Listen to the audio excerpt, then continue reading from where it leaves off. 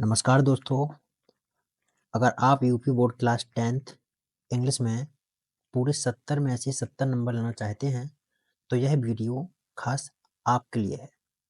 आज हम जानेंगे नया परीक्षा पैटर्न और टॉप स्कोरिंग टिप्स। तो वीडियो के लास्ट तक बने रहें। लास्ट में मैं आपको कुछ ऐसा बताने वाला हूँ जिससे आपको 8 मार्क्स का फ़ायदा होगा। तो चलिए शुरू करते हैं आज का टॉपिक। देखिए, सबसे पहले आपको नया पैटर्न समझना होगा, ठीक है ना? क्योंकि आपको पता है स्मार्ट स्टडी ही जीत की कुंजी है, की है, राइट?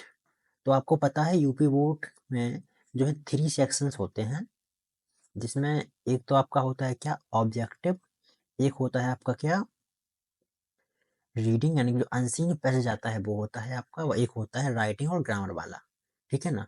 तो जो ऑब्जेक्टिव टाइप क्वेश्चन होते हैं वो 20 मार्क्स के आते हैं, एमसीक्यूज आपके 20 मार्क्स के रहते हैं, बाकी 50 मार्क्स में आपका रीडिंग राइटिंग ग्रामर सेक्शन रहता है, राइट? तो यदि आप सही स्ट्रेटजी अपनाओगे तो आपके 70 में 70 नंबर वो पक्के हैं, कोई इसको रोक नहीं सकता है, ठीक है? लिटरेचर कहानी और कविता सिर्फ पढ़ने से समझ में नहीं आने वाले आपको ये, ठीक है ना? इसके लिए आपको उस हर एक चैप्टर, हर एक पोएम की अच्छे से स्टोरी आपको पता होनी चाहिए, क्योंकि जो आपके एमसीक्यूज बनते हैं, आपके चैप्टर में से ही बनते हैं, ठीक है ना? और हर एक लाइन से आपके एमसीक्यूज बन सकते हैं। तो आपको स्टोरी के चैप्टर को अच्छे से समझने की ज़रूरत है, राइट? पोएम में आपका क्या होता है, एक स्टैंजा दिया होता है, उस स्टैंजा से आपको 2 क्वेश्चन पूछे जाने हैं, तो आप उसका आंसर उसी में से दे सकते हैं, ठीक है? हो सकता है स्टैंजा दिया गया हो और आपसे उस स्टैंजा के राइटर का नेम पूछ लिया जाए। अगर आप कुछ इम्पोर्टेंट कीवर्ड्स होते हैं, उनको आप अच्छे से याद करके जाओगे या फिर उनको अच्छे से देख के जाओगे तो आपको काफ़ी हेल्प मिल सकती है एमसीक्यूज में, ठीक है ना? और यहाँ तक कि आपको कीवर्ड के हेल्प से क्वेश्चंस के आंसर लिखने में भी आपको काफ़ी हेल्प मिल सकती है।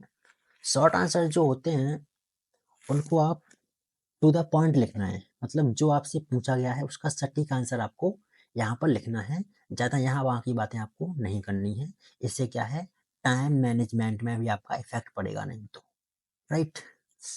नेक्स्ट आता है आपका लॉन्ग आंसर जो आपके होते हैं। लॉन्ग आंसर को यदि आप पॉइंट में लिखते हो, पॉइंट का मतलब हेडिंग वाइज आप लिख सकते हो, पहले आप इंट्रो लिख सकते हो, फिर उसके बारे में और भी हेडिंग लिख सकते हो। इससे क्या है, जो चेक करने वाले होते हैं वो खुश हो जाएंगे, चलो अच्छा लिखा है, ठीक है ना? और आपके वो फुल में से फुल आपको मार्क्स लॉन्ग आंसर में दे देगा, ठीक है? रीडिंग सेक्शन में जो आपका 7 मार्क्स का रीडिंग सेक्शन में जो होता है ना, अनसीन पैसेज सेक्शन बी में, उसके लिए क्या करना है आपको, देखो सबसे पहले आपको उसको अच्छे से तो पढ़ लेना है एक बार, और पढ़ना आपको जितनी जल्दी हो सके उतनी जल्दी पढ़ना है, क्योंकि टाइम मैनेज करके भी आपको चलना है। अच्छे से पढ़ो उसको एक बार, और जो भी आपसे क्वेश्चन पूछा गया है उसको सीधा सिंपल लैंग्वेज में आंसर लिखना है, यहाँ वहाँ की बातें नहीं लिखनी है।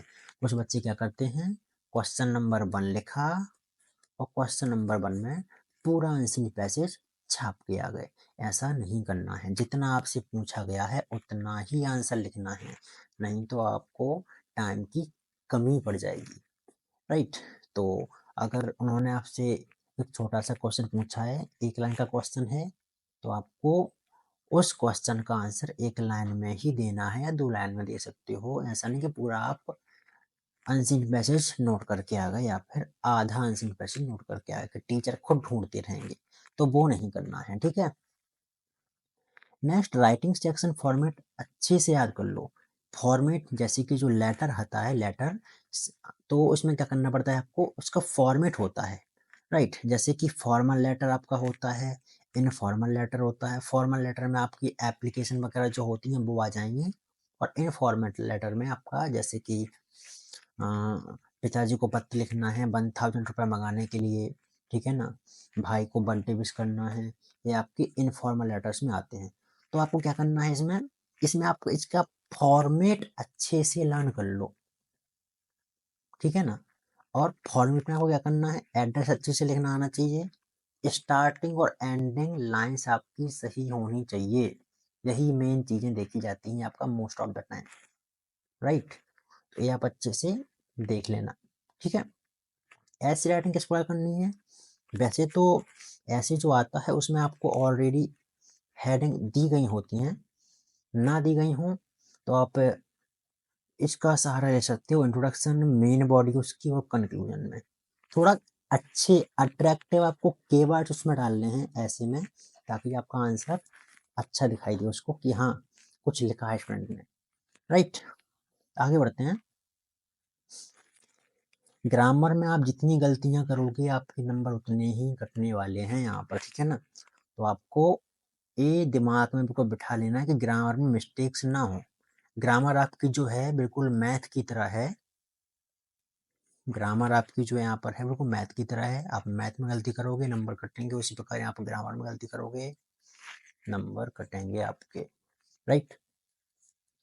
इसके लिए क्या करना है आपको, tense, articles, prepositions, narrations, voice, हर रोज 10-10 सेंटेंसेस बनाओ, जो आपकी मिस्टेक्स होती हैं वो सुधर जाएंगी, ठीक है। कॉमन एरर्स जो आप हर बार करते हो उसकी एक लिस्ट बनाओ, उसको सुधारो कि यहाँ पर मुझसे गलती हुई है, अब ये गलती एग्जाम में नहीं होनी चाहिए, ठीक है ना। आंसर सीट, आंसर सीट की प्रेजेंटेशन देखो, नंबर बढ़ाने वाली एक मैजिक ट्रिक यहाँ पर क्या है, आपने सुना होगा first impression is the last impression. मतलब ऐसा नहीं करना है कि आपने पहली ही नोटबुक ली और पहली नोटबुक के पहले ही पेज पे आपने कटिंग कटिंग कटिंग, यहाँ पे कटिंग, यहाँ पे कटिंग, यहाँ पे, ये नहीं करना है। और ये बस सुन में, ये आप करोगे गलत हो जाएगा, ठीक है ना, ये आपको नहीं करना है। यहाँ पे शायद कुछ ग्लिच है, जस्ट अ मिनट।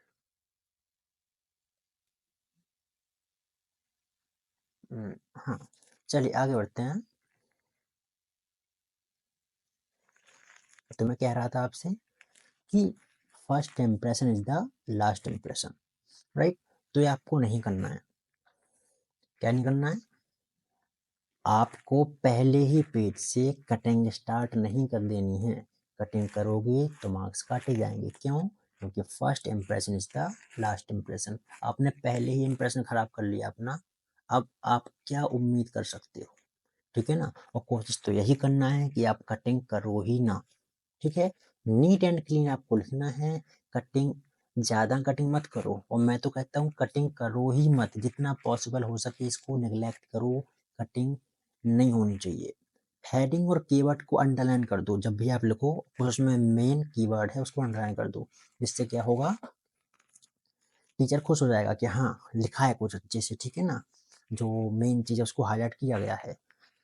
सवाल के अनुसार ही आपको जवाब देना है, फालतू की कहानी मत बनाओ, ठीक है। ये आपसे पूछा गया है क्या क्वेश्चन 30 वर्ड्स का, और आप लिख रहे हैं उसको 50 वर्ड्स का, तो चलो आ रहा है जी, हमें लिख दो, कोई दिक्कत नहीं है। तो यहाँ पे आपको ये तो आ रहा है 50 वर्ड्स का लिखने पर आपको मार्क्स क्या, 3 नंबर के आपको 5 मार्क्स मिल जाएंगे, ऐसा तो होगा नहीं ना, मार्क्स आपको 3 ही मिलेंगे। तो जितना पूछा जाए उतना आप लिखो, ठीक है। नेक्स्ट आता है, देखो 20 मार्क्स के आपके एमसीक्यू जाने हैं, तो आपको क्या करना है, मैं आपको बता चुका हूँ। सैम्पल पेपर्स जो होते हैं, प्रीवियस ईयर क्वेश्चंस पेपर जो हैं, प्रैक्टिस करो उनके अच्छे से, जिससे क्या होगा, आपको पता चलेगा कि किस लेसन से किस प्रकार के क्वेश्चंस पूछे गए हैं, राइट। किस लेसन से किस तरह के क्वेश्चन पूछे गए हैं, जिससे आपको ये समझने में आसानी होगी। टाइम मैनेजमेंट कैसे करेंगे, आपको जो 20 मिनट्स हैं, पहले 20 मिनट्स में आपको 20 ऑब्जेक्टिव क्वेश्चंस कर लें।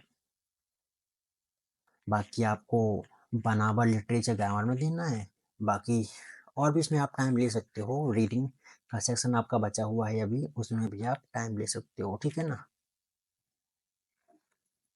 कुछ ऐसी चीज़ें हैं जो मैं आपको बता दूं जिससे आपको 8 मार्क्स आपके कहीं भी नहीं जाने वाले। देखो, सबसे पहले आपको क्या करना है, जितने भी राइटर्स नेम हैं आपकी, चाहे प्रोज हो, पोइट्री हो, सप्लीमेंट्री हो, जितने भी लेसन्स हैं, all lessons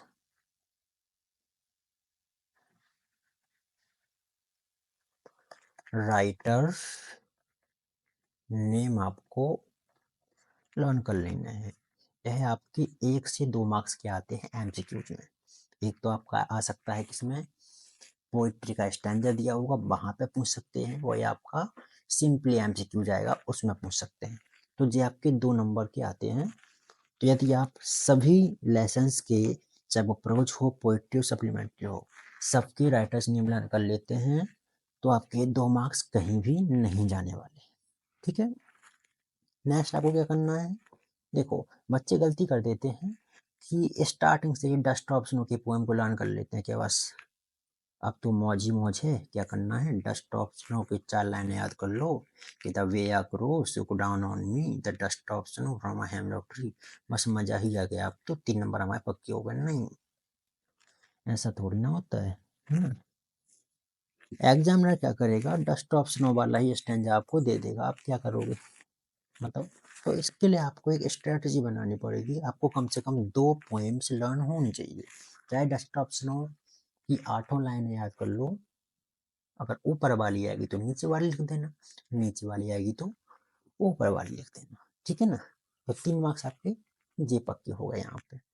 next central idea आता है। तो आपके आई थिंक 9 लेसन हैं सेंट्रल आइडिया के, जिसमें आपको dust of snow, fire and ice, मैं जो नाम बता रहा हूँ वो नोट कर लो कहीं पे। Dust of snow, fire and ice, tiger in the zoo, Amanda, the trees and the fog. इनमें से आप कोई भी 5 सेंट्रल आइडिया लर्न कर लेना, तो बस आपके 3 मार्क्स यहाँ पर ये पक्के हो जाने हैं, ठीक है ना। तो बस यही थी आज की कहानी। तो दोस्तों डस्ट ऑप्शनों जो मैंने आपको बताया है, ये भी आपका काफ़ी इम्पोर्टेंट सेंट्रल आइडिया है, इसके भी आने के पूरे पूरे चांसेस यहाँ पर बनते हैं, ठीक है ना। तो बस यही थी आज की आपकी पूरी कहानी। अगर आपको यह वीडियो पसंद आया हो तो इसे लाइक करें, अपने दोस्तों के साथ शेयर करें और हमारे चैनल को भी सब्सक्राइब करना ना भूलें। मिलते हैं अगले वीडियो में, तब तक के लिए पढ़ाई करते रहिए, सफलता की ओर आगे बढ़ते रहिए। बाय।